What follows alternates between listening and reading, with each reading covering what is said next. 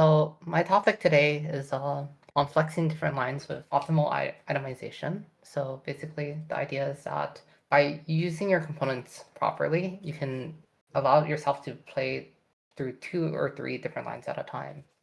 And in doing so, you can improve your AVP significantly by playing uncontested lines when one line is contested like 4-way or 3-way. So in general, every composition has a set of BIS items, right? So for example, in Xayah, it's like you must have Kraken on Xayah for her to function. In Corki, you need to have Last Whisper, Deathblade, etc. Um, and for like melee carries, Edge Knight, Rage Blade for auto attackers, right? Um, Despite like having BIS items, a lot of like players, especially more recently with the rise of TFT Academy overlay, they focus way too much on having exactly the right items that you need at the right time.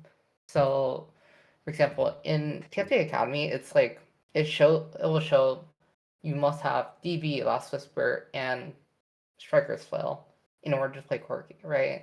And then for I think for Yi, it shows Edge Knight, Giant Slayer, and QSS. And so it causes players to often they'll only focus on X component, Y component, instead of slamming items early ahead and saving HP. And when you slam items early, it lets you flex your comp very easily because you have more HP to work with, right? A lot of the time, if you lose too much HP on the roll down, you have to think about too many things at once, right? And if you're not holding like all the possible options on roll down, you often are just gonna bleed out, right? So when you have more HP, you can be way slower on the roll down. You can hold different types of units. So, like for example, if I'm rolling per Corki, I might be holding Zayas, I might be holding Yis on roll down, and if I hit like a Yi 2 out of nowhere, and I have like some generic items, I'm still willing to transition into a different comp completely, as long as I have items that can fit over into that comp. And this is where flexing your items is very important, because if you have the proper items for flexible gameplay, it allows you to seamlessly go between comps. A lot of like the true BIS items in the game, or like the combination, so like the Corki example I was giving, they require these specific items to kind of play this line, right?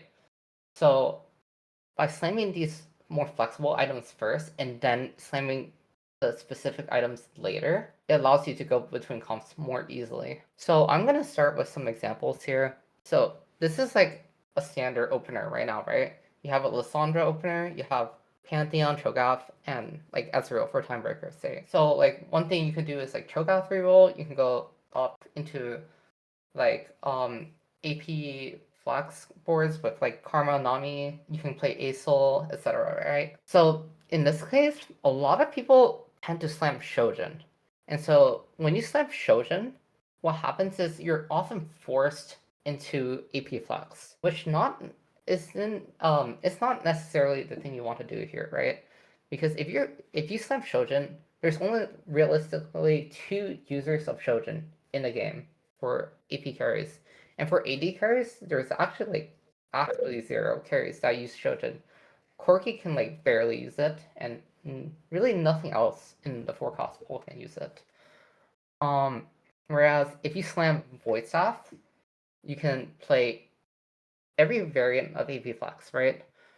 The thing is, in my opinion, if you slam Giant Slayer here, you're actually able to play literally every comp in the game. And this is very important because slamming Giant Slayer and keeping every line open is actually it lets you decide your comp on a later stage. If you slam Voice Staff here, you kill about half the comps you can play, right? But slamming Giant Slayer will actually allow you to have way better line selection. So basically, Shojin is the strongest item for the win streak, right? On this board. But because it's so inflexible, you never actually want to slam Shojin. So if you look around in the lobby and you see a lot of people are trying to play AD lines, you can slam Void Staff, but generally speaking, you want to slam Giant Slayer here because it's the most flexible option and keeps the most lines open. Another example would be like this spot, right? So you have a Primordial opener, right? And so the popular slams usually are Last Whisper and Rageblade. You can slam Jewel Gauntlet, but it doesn't really make sense on your board, right? So slamming Rageblade here kind of commits you into 3 different comps, right? It commits you into like LeBlanc, it commits you into Nova Yi, or not Nova Yi, but Bruiser Yi, with Kindred as the item holder for it. And it can commit you into Fast 9, which is like you just put Graves, Vex, etc. on your board, right? The problem with slamming Rageblade is that these 3 comps are very inflexible, and it's actually very hard to go between these 3 comps easily. Because LeBlanc, one, you need a good Arbiter, right? So slamming Rageblade here is not actually that easy to like say I will be playing LeBlanc here, right?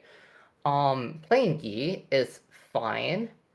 The problem is that the Yikon was not that strong, and two, if you don't have a like good what's it called? If you don't win streak early, the Yikon tends to fall off because Fiora 2 is the real capital of the Yikon, and additionally, Rageblade, if you hit any other 80 units on your rolldown, it's actually very hard to play them.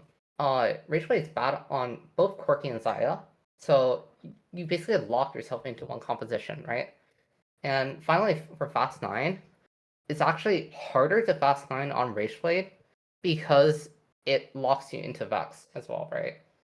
If you're forced to play Vex on your Fast 9, if you don't hit the Vex on your rolldown, you kind of brick yourself for your level 9 spot, right? So the best slam here is Last Whisper by far, because it lets you play every AD comp in the game. And additionally, even on the Fast 9 board, Last Whisper is still fine of an item because the Nova proc only occurs at 6 seconds in, right? So before that time, Last Whisper actually still has very high value in that sense. So by slamming Last Whisper here, you keep all your lines open, right? So especially keeping Corki, which is probably the best forecasting comp in the game right now, it's also just a stronger slam, and it's by far more flexible in the current game state. Another example would be like, say you have like item augment at the start, right? And you have more components to work with. So in this case, like say we had a Stargaze opener with Prizefighter, right? And so we were dropped bow, rod, belt, and chain, right? And again, like we run into the Rageblade problem, right?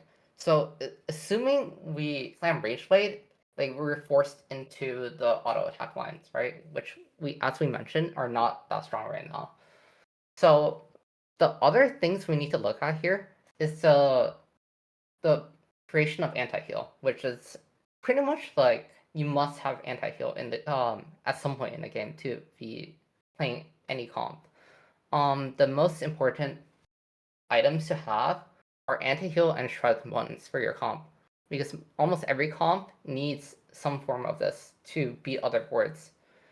In this scenario, we need to consider all 3 of the anti-heal options, right? So we have Ribuff, we have Morello, and we have Sunfire. First, we need to consider the combinations, right? Let's go through the options here first. So we have Morello Namacon first, right? So this is by far the strongest anti-heal option in most comps that cast spells often, so like AP comp, because it offers AoE anti-heal for 10 seconds, right? So like when you're playing like Karma Nami, for instance, right? You put it on Karma, she's gonna splash 3 units at once with her, right?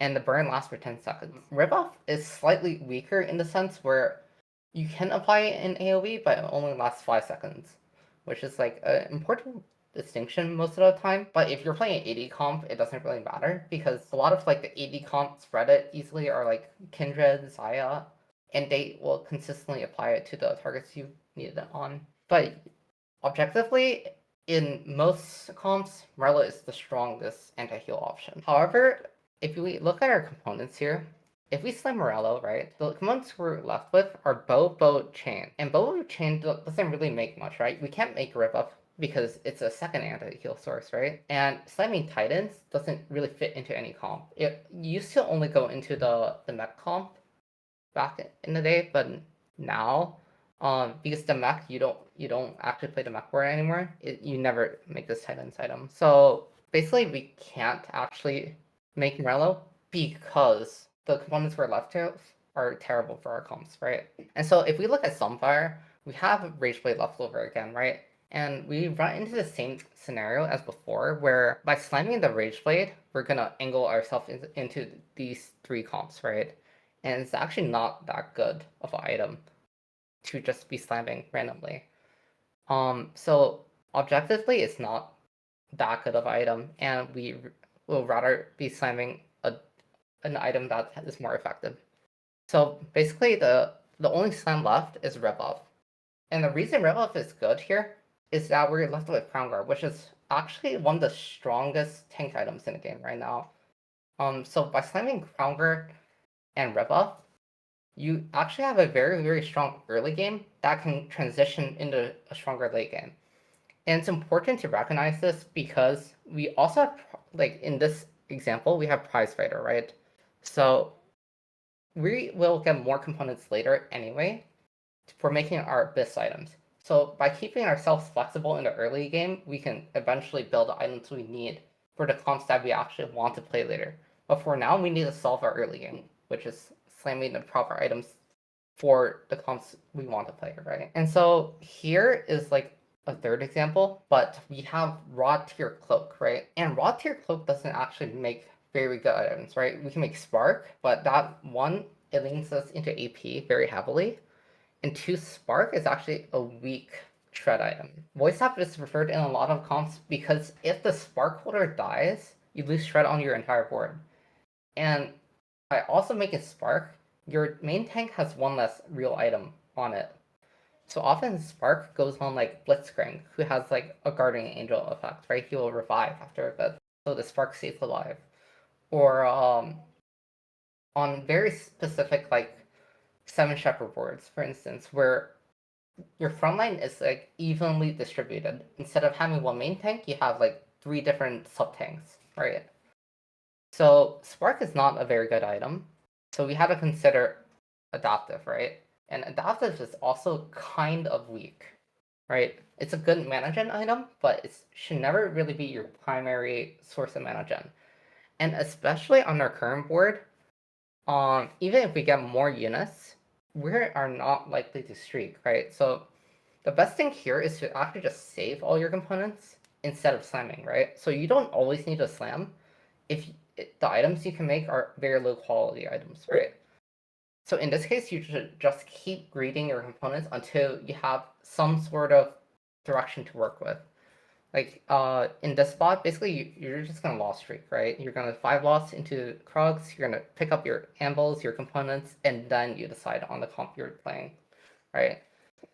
So basically adaptive, and it kills too many good components to be considered in this case. So if you try to win streak in some way, like say you hit Briar 2, Talon 2, Rek'Sai 2, and like Cho'Gath 2 or something, right? You upgrade your entire board. You can instead spread the components on every unit, right? So you can put like the tier on Talon, you can put like the cloak on Cho'Gath or Rek'Sai, one of the two, and then you can put a rod on Briar. And then once you reach 2-4, which is the gods round, you select your component there. You can decide whether you want to win streak here, or if you just want to keep your lock streak going. Here's like a mid-game example, right? In this spot, we have like an early Xayah. This is a level 7 board, so all our components are like pretty good, right? So we have Bramble for the AD heavy lobbies in the game. We have Val for a tank item, right? And Val right now is in general pretty good on most tanks. So like TK can use it, Rammus can use it, and Nunu can use it, which are the premier 4-cost tanks in the game, right? And then it's important to note here that this like Stargazer Serpent, I guess, like it doesn't is not always going to be good for you, but like for this example, the Stargazer Serpent, right? So Xayah is actually a very viable option in Serpent. I believe she averages like a 4.0 something, which is very, very strong for a forecast comp. And so we have Last Whisper, we have Bramble, we have Val, right? And the components we have left are Sword, Bow, and Rod, say. So in this kind of scenario, you really want to decide, okay, what do I want to commit to, right? If you slam Rageblade here, you run into the scenario where you have to play one of the comps we mentioned before. Even though like you have early Xayah, you might get baited into slamming the Rageblade, but Rageblade is actually not even that good on Xayah right now. And additionally, it locks you out of transitioning into a potentially stronger comp, right? Especially like Corki here. If you want to play Corki, you are never allowed to slam Rageblade here because Rageblade in the Corki comp, it averages, I think, like a 5, if I remember correctly.